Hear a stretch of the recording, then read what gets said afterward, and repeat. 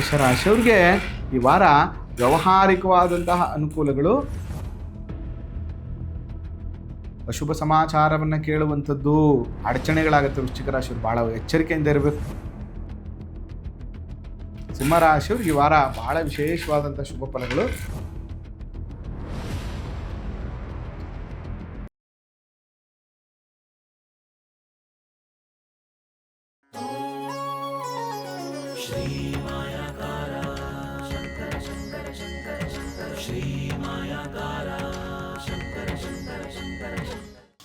ಶ್ರೀ ಗುರುಭ್ಯೋ ನಮಃ. ಮಾಯಕಾರ ಪ್ರಭುವೇ ನಮಃ. ಗಣೇಶ ದೇವಿ ವಾಗ್ದೇವಿ ಮಮ ವಾಕ್ಯ ಸಿದ್ಧಿ ಕುರುಕುರು ಸ್ವಹ.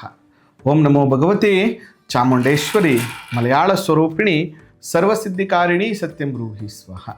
ಆರಾಧ್ಯ ದೈವನಾಗಿರುವಂಥ ಮಲೆ ಮಹದೇಶ್ವರರನ್ನು ಮನದಲ್ಲಿ ನೆನೆಯುತ್ತಾ ವಿದ್ಯಾಗುರುಗಳ ತಂದೆ ತಾಯಿಯ ಪಾದಾರವಿಂದಗಳಿಗೆ ನಮಸ್ಕಾರವನ್ನು ಮಾಡ್ತಾ ಜಗದ್ಗುರು ಪಂಚಾಚಾರ್ಯರನ್ನು ಬಸವಾದಿ ಶರಣರನ್ನು ಮನದಲ್ಲಿ ನೆನೆಯುತ್ತಾ ನನ್ನೆಲ್ಲ ಪ್ರೀತಿಯ ಯೂಟ್ಯೂಬ್ ವಾಹಿನಿ ವೀಕ್ಷಕ ಬಂಧುಗಳಿಗೆ ನಿಮ್ಮ ಮುಗುರು ಮದ್ದು ದೀಕ್ಷಿತ್ ಮಾಡುವ ಪರಿಪೂರ್ಣವಾದಂಥ ನಮಸ್ಕಾರಗಳು. ಇನ್ನೂ ಯಾರೆಲ್ಲ ನಮ್ಮ ಚಾನಲ್ ಸಬ್ಸ್ಕ್ರೈಬ್ ಆಗಿಲ್ಲ, ಸಬ್ಸ್ಕ್ರೈಬ್ ಆಗಿ ಫಾಲೋ ಮಾಡಿ ಮತ್ತು ಶೇರ್ ಮಾಡಿ ಅಂತ ಹೇಳ್ತಾ ಇವತ್ತಿನ ವಿಶೇಷವಾಗಿರುವಂಥ ಕವಡೆ ಶಾಸ್ತ್ರದ ವಾರ ಭವಿಷ್ಯವನ್ನು ನೋಡೋಣ. ಇದೇ ಮಾರ್ಚ್ 30ರಿಂದ ಹೊಸ ಜ್ಯೋತಿಷ್ಯ ತರಗತಿಗಳು ಮುಕ್ತಾಯ ಆಗಿ ವಾಸ್ತು ತರಗತಿಗಳು ಪ್ರಾರಂಭ ಆಗ್ತಾ ಇದೆ. ವಾಸ್ತು ವಿಶೇಷವಾಗಿ ಮಾರ್ಚ್ 30ನೇ ತಾರೀಕು ವಾಸ್ತು ಕಲಿಬೇಕು ಅನ್ನೋರು, ಮನೆ ಕಟ್ತಾ ಇರುವವರು, ಮನೆ ಕಟ್ಟಬೇಕು ಅಂದ್ಕೊಂಡಿರುವಂಥವ್ರು, ಇಂಟೀರಿಯರು, ಆರ್ಕಿಟೆಕ್ಟ್, ಇಂಜಿನಿಯರ್ಸ್ ಯಾರು ಬೇಕಾದ್ರೂ ಕಲಿಬೋದು.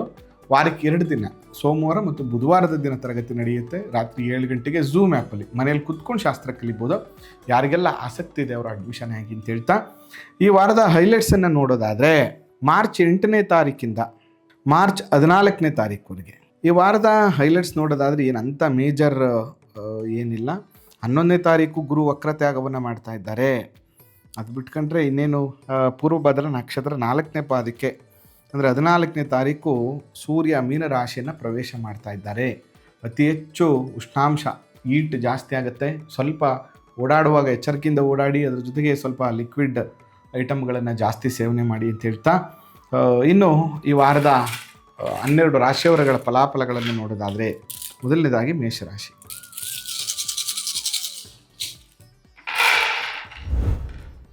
ಮೂರು 6 2 8 ಕವಡೆ ಅಂಗಾತ ಬಿದ್ದಿರುವಂಥದ್ದು, ವೈರಿಗಳನ್ನು ಜಯಿಸುವಂಥದ್ದು, ಕೈಗೊಂಡ ಕಾರ್ಯದಲ್ಲಿ ಜಯ, ಧನಮಾನ ಲಾಭ, ಮನಸ್ಸಿನಂತೆ ಕಾರ್ಯಗಳು ನೆರವೇರುತ್ತದೆ, ಸುಖ ಪ್ರಾಪ್ತಿ ಆಗ್ತದೆ. ಮೇಷರಾಶಿಯವ್ರಿಗೆ ಈ ವಾರ ವ್ಯಾವಹಾರಿಕವಾದಂತಹ ಅನುಕೂಲಗಳು ಚೆನ್ನಾಗಿದೆ. ವರ್ಷದ ಕೊನೆಯಲ್ಲಿದ್ದೀವಿ ನಾವು. ವರ್ಷದ ಕೊನೆಯಲ್ಲಿ ಹೇಗಿದೆ? ಚೆನ್ನಾಗಿದೆ. ವೃಷಭ ರಾಶಿಯವ್ರಿಗೆ ಹೇಗಿದೆ ಅಂತ ನೋಡೋಣ. ವೃಷಭ ರಾಶಿಯವ್ರಿಗೆ 3 6 8 ಕವಡೆ ಅಂಗಾತ ಬಿದ್ದಿರುವಂಥದ್ದು, ವೈರಿಗಳನ್ನು ಜಯಿಸುವಂಥದ್ದು, ಕೈಗೊಂಡ ಕಾರ್ಯದಲ್ಲಿ ಜಯ, ವ್ಯಾವಹಾರಿಕವಾದಂತಹ ಲಾಭಗಳಾಗುವಂಥದ್ದು, ವಿದ್ಯಾಭ್ಯಾಸದಲ್ಲಿ ಪ್ರಗತಿ, ಹೊರದೇಶಕ್ಕೆ ಹೋಗುವಂಥ ಆಸೆಗಳು ಈಡೇರುವಂಥದ್ದು, ಮನೆಯಲ್ಲಿ ಏನೋ ಒಂದು ಶುಭ ಕಾರ್ಯಗಳು ಅಥವಾ ಸೈಟು ಮನೆ ಖರೀದಿ ಮಾಡುವಂತಹ ಯೋಗ ಇತ್ಯಾದಿಗಳು ಅನುಕೂಲ ಆಗ್ತದೆ. ಮಿಥುನ ರಾಶಿಯವರು.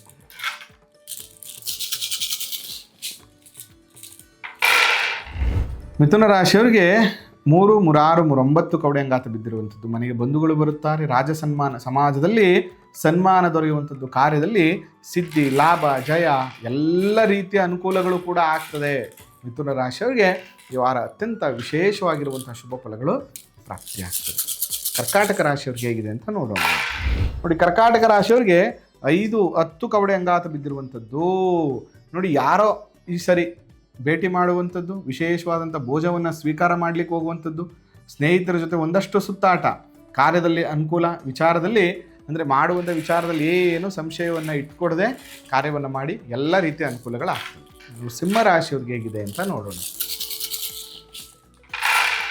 ಸಿಂಹರಾಶಿಯವರಿಗೆ 2 4 6 8 ಕವಡೆ ಅಂಗಾತ ಬಿದ್ದಿರುವಂಥದ್ದು, ವೈರಿಗಳನ್ನು ಜಯಿಸುವಂಥದ್ದು, ಕೇಸು ಕೋರ್ಟು ಕೇಸ್ಗೆ ಏನಾದ್ರು ಇದ್ದರೆ ಈ ವಾರ ಸ್ವಲ್ಪ ಅನುಕೂಲ ಆಗುತ್ತೆ. ಮತ್ತು ನೀವು ಅಂದ್ಕೊಂಡಿರುವಂಥ ಕೆಲಸ ಕಾರ್ಯಗಳಲ್ಲಿ ಅನುಕೂಲ ಆಗುತ್ತೆ. ಧನಮಾನ ಲಾಭ ಆಗುವಂತಹ ಯೋಗ, ಮನಸ್ಸಿನಂತೆ ಕಾರ್ಯಗಳು ನೆರವೇರುತ್ತದೆ, ಸುಖ ಉಂಟಾಗುತ್ತದೆ. ಸಿಂಹರಾಶಿಯವ್ರಿಗೆ ಈ ವಾರ ಬಹಳ ವಿಶೇಷವಾದಂಥ ಶುಭ ಫಲಗಳು ಪ್ರಾಪ್ತಿಯಾಗ್ತದೆ. ಕನ್ಯಾ ರಾಶಿಯವ್ರಿಗೆ ಹೇಗಿದೆ ಅಂತ ನೋಡೋಣ. ನೋಡಿ, ಕನ್ಯಾ ರಾಶಿಯವ್ರಿಗೆ 4 8 ಕವಡೆ ಅಂಗಾತ ಬಿದ್ದಿರುವಂಥದ್ದು, ವೈರಿಗಳನ್ನು ಜಯಿಸುವಂಥದ್ದು, ಕೈಗೊಂಡ ಕಾರ್ಯದಲ್ಲಿ ಜಯ, ಧನಮಾನ ಲಾಭ, ಮನಸ್ಸಿನಂತೆ ಕೆಲಸ ಕಾರ್ಯಾದಿಗಳೆಲ್ಲವೂ ಕೂಡ ಈ ವಾರ ನಿಮಗೆ ಆಗುವಂತಹ ಯೋಗಗಳಿದೆ. ವ್ಯವಹಾರದ ಲಾಭಗಳು ಕೂಡ ನಿಮಗಾಗ್ತದೆ. ತುಲಾರಾಶಿಯವರಿಗೆ ಹೇಗಿದೆ ಅಂತ ನೋಡೋಣ. ತುಲಾರಾಶಿಯವರಿಗೆ 3, 3, 6, 9 ಕವಡೆ ಅಂಗಾತ ಬಿದ್ದಿರುವಂಥದ್ದು. ಮನೆಗೆ ಬಂಧುಗಳು ಬರುತ್ತಾರೆ. ರಾಜ ಸನ್ಮಾನ, ಸಮಾಜದಲ್ಲಿ ಗೌರವ ಪ್ರಾಪ್ತಿ ಆಗ್ತದೆ. ಕಾರ್ಯದಲ್ಲಿ ಸಿದ್ಧಿ, ಲಾಭ, ಜಯವೂ ಕೂಡ ನಿಮ್ಮದು ಉಂಟಾಗ್ತದೆ. ಎಲ್ಲ ರೀತಿಯ ವ್ಯವಹಾರಾದಿಗಳ ಲಾಭವೂ ಕೂಡ ನಿಮಗೆ ತುಲಾರಾಶಿಯವ್ರಿಗೆ ಆಗುತ್ತೆ. ವೃಶ್ಚಿಕ ರಾಶಿಯವ್ರಿಗೆ ಹೇಗಿದೆ ಅಂತ ನೋಡೋಣ. ವೃಶ್ಚಿಕ ರಾಶಿಯವರಿಗೆ 3, 5 ಕವಡೆ ಅಂಗಾತ ಬಿದ್ದಿರುವಂಥದ್ದು. ಅಶುಭ ಸಮಾಚಾರವನ್ನು ಕೇಳುವಂಥದ್ದು, ಮನೆಯಲ್ಲಿ ಕಷ್ಟ ಕಾರ್ಯಗಳು, ಅನಾರೋಗ್ಯದ ಪರಿಸ್ಥಿತಿಗಳು, ವಿಘ್ನಗಳು, ಕಾರ್ಯದಲ್ಲಿ ಅಡಚಣೆಗಳಾಗುತ್ತೆ. ವೃಶ್ಚಿಕ ರಾಶಿಯವರು ಭಾಳ ಎಚ್ಚರಿಕೆಯಿಂದ ಇರಬೇಕು. ಸುಬ್ರಹ್ಮಣ್ಯ ಸ್ವಾಮಿ ದೇವಸ್ಥಾನಕ್ಕೆ ಹೋಗ್ಬಿಟ್ಟು ಹಾಲಿನ ಅಭಿಷೇಕವನ್ನು ಮಾಡಿಸಿ ಫಸ್ಟು, ಇಲ್ಲಾಂದರೆ ತೊಂದರೆಗಳು ಖಂಡಿತ ನಿಮಗೆ ಆಗ್ತದೆ. ಧನುಸ್ ರಾಶಿಯವ್ರಿಗೆ ಹೇಗಿದೆ ಅಂತ ನೋಡೋಣ. ಧನುಸ್ ರಾಶಿಯವ್ರಿಗೆ 3, 3, 6, 7 ಕವಡೆ ಅಂಗಾತ ಬಿದ್ದಿರುವಂಥದ್ದು. ಧನಲಾಭವಿದೆ. ಬಂಧುಗಳ ದರ್ಶನದಿಂದ ಕಾರ್ಯಗಳು ನೆರವೇರುತ್ತದೆ. ಮನೆಯಲ್ಲಿ ಮಂಗಳ ಕಾರ್ಯಗಳು ನೆರವೇರುತ್ತದೆ. ಕಾರ್ಯದಲ್ಲಿ ಯಶಸ್ಸು, ಲಾಭ ಪ್ರಾಪ್ತಿಯಾಗುತ್ತದೆ. ಮಕರ ರಾಶಿಯವರಿಗೆ ಹೇಗಿದೆ ಅಂತ ನೋಡೋಣ. 3, 3, 6, 9, 10 ಕವಡೆ ಅಂಗಾತ ಬಿದ್ದಿರುವಂಥದ್ದು. ಸುಖಭೋಜನ, ಆಪ್ತಮಿತ್ತರ ದರ್ಶನ ಸುಖವಿದೆ. ಕಾರ್ಯದಲ್ಲಿ ಅನುಕೂಲವಿದೆ. ವ್ಯವಹಾರದಲ್ಲಿ ಲಾಭವಿದೆ. ಮತ್ತು ಇನ್ವೆಸ್ಟ್ಮೆಂಟ್ ಹಾಕಿದ್ರೆ ಲಾಭ ಉಂಟಾಗ್ತದೆ. ವಿದ್ಯಾಭ್ಯಾಸದಲ್ಲಿ ಪ್ರಗತಿ ಆಗ್ತದೆ. ಉದ್ಯೋಗ ಮತ್ತು ಸ್ವಂತ ಕೆಲಸ ಕಾರ್ಯಗಳನ್ನು ಮಾಡುವಂಥವ್ರಿಗೆ ಅನುಕೂಲ ಆಗುವಂಥದ್ದು. ಮನೇಲಿ ಒಂದಷ್ಟು ಶುಭ ಕಾರ್ಯಗಳ ಚರ್ಚೆ, ಆಸ್ತಿಯನ್ನು ಖರೀದಿ ಮಾಡುವಂತಹ ಯೋಗ ಕೂಡ ಇದೆ. ಕುಂಭರಾಶಿಯವರಿಗೆ ಹೇಗಿದೆ ಅಂತ ನೋಡೋಣ.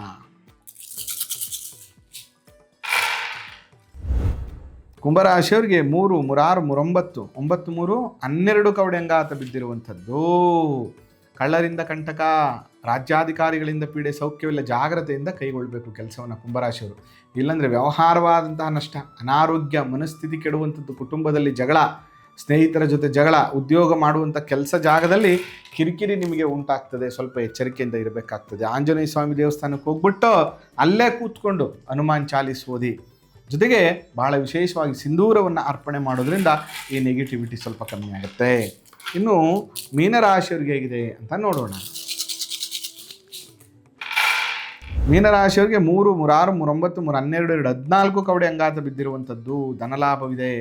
ಆಭರಣ ಸಂಗ್ರಹ ಯೋಗ, ಕಳೆದು ಹೋದಂಥ ಪ್ರೀತಿ ಸಂಬಂಧಗಳು ಗಟ್ಟಿಯಾಗುವಂಥದ್ದು, ಧನಲಾಭ, ಶಾರೀರಿಕ ಸೌಖ್ಯ ಸಿಗುವಂಥ ಯೋಗ ಈ ವಾರ it's A very beautiful time. ನಿಮಗೆ ಒಂದಷ್ಟು ಚಿನ್ನ ಆಸ್ತಿ ಖರೀದಿ ಮಾಡುವಂಥ ಯೋಗ ನಿಮ್ಮದು ಉಂಟಾಗುತ್ತೆ.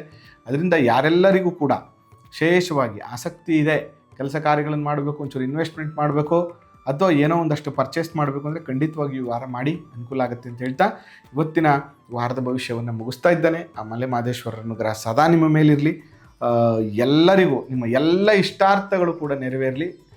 ಅಡ್ವಾನ್ಸ್ ಆಗಿ ನಿಮ್ಮೆಲ್ಲರಿಗೂ ಕೂಡ ಹೊಸ ವರ್ಷದ ಯುಗಾದಿಯ ಆರ್ಥಿಕ ಶುಭಾಶಯಗಳು. ಮಲೆ ಮಹದೇಶ್ವರರ ಅನುಗ್ರಹ ಪ್ರಾಪ್ತಿಯಾಗಲಿ. ಶ್ರೀ ಮಾಯಾ